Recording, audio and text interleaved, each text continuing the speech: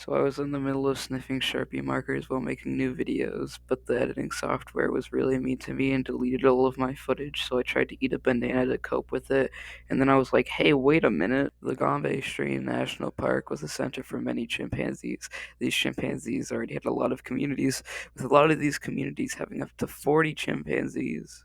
Despite being seen as adorable shit-slinging goobers, they actually ended up brutally murdering each other over the course of 4 years. And let's talk about that. Territorialism was already seen by Jane Goodall, a famous chimpanzee researcher, when she found aggressive behavior between the groups when they were trying to eat. According to Goodall, chimpanzee boys would be sent as patrol, walking around the borders and even conducting raids if possible. These raids would usually target females and children, although no one was killed during these raids. If two patrols were actually able to meet the same numbers as each other, they would sometimes just walk away or yell at each other.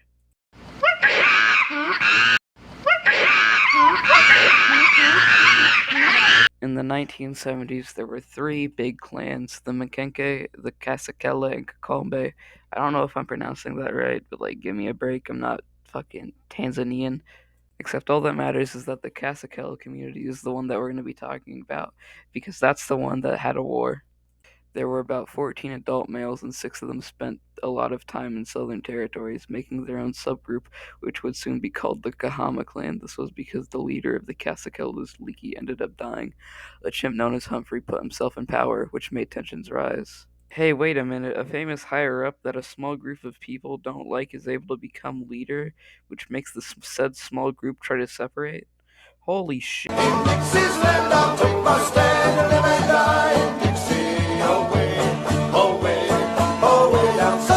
The filthy treasonous separatists were run by Hugh and Charlie, while Humphrey was in power in the Kasekela community. January 7th, 1974 was when the first battle happened and the first chimpanzee was killed. A small band of 6 Kasekela members, Humphrey, Fegan, Jomeo, Sherry, Everett, Rudolph, and one female, Gigi, ambushed and cornered a Kahama male, Godi, while he was eating from a tree. The army threw Godi to the ground and started to beat him while Gigi, being the heroic, brave warrior of the party, screamed while throwing stuff around. The party continued to do this until Godi stopped moving, to which they just kind of ran away while screaming. Godi was able to survive but died soon after because of his injuries. I don't know. I guess you can't survive being mauled to death and beaten with rocks. I don't know what he's talking about. That's what happened to me when I was in Mexico, so I think Godi just needs to get good. Their tactics usually consist of attacking their enemies while feeding, as chimps usually eat alone. They made small bands and wandered around until they found chimps eating, to which they would ambush them.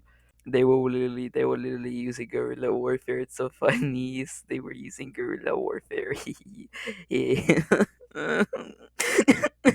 The second skirmish was between the same band of Kasekela chimpanzees, but now with the Kahaman male named D. They used similar tactics, and Gigi was actually even braver this time, taking part in the battle. The band encircled and maimed D, running away afterwards. D went missing afterwards, and like Godi, probably died because of his injuries.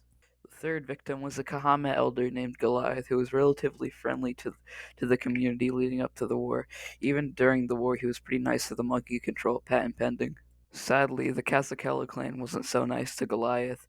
The elder was found by the Kasekela patrol of 5, Fegan, Fabian, Humphrey, Satan, and Jomeo. When they saw an elderly man simply existing, they pulled a Jake Paul and beat the old man to death. By this point, there are only 3 male Kahamas left that were actually able to be researched, with the rest dead. Hugh went missing, and there were only 3 people left, that being Charlie, Sniff, and Willy Wally. Charlie's last stand wasn't able to be reported by Jane, but fishermen supposedly heard sounds of fierce conflict going on in the background. They were able to find Charlie's body by the border, except it wasn't in the best shape. He was dead and covered in bruises. The first female to die was Madam B, who was attacked by an elderly Kasekela female and died from her wounds soon after. Pretty much every single female chimpanzee either went missing or was beaten. Now it was just Willy Wally and young Sniff. Willy Wally went missing while young Sniff was actually able to live off the land for a while. They thought he was either going to go back into the Kasekela community or flee to another community. Sadly, like everyone else, he died in an ambush.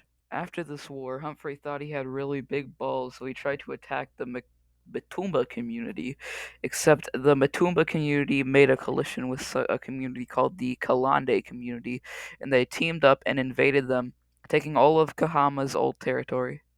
After her report came out, a lot of people didn't really like her because she just let a bunch of innocent chimpanzees die, except the majority of people didn't really care because they thought the monkey war was really goofy because, like, it's a big dumb monkeys throwing rocks at each other, and who cares about lives?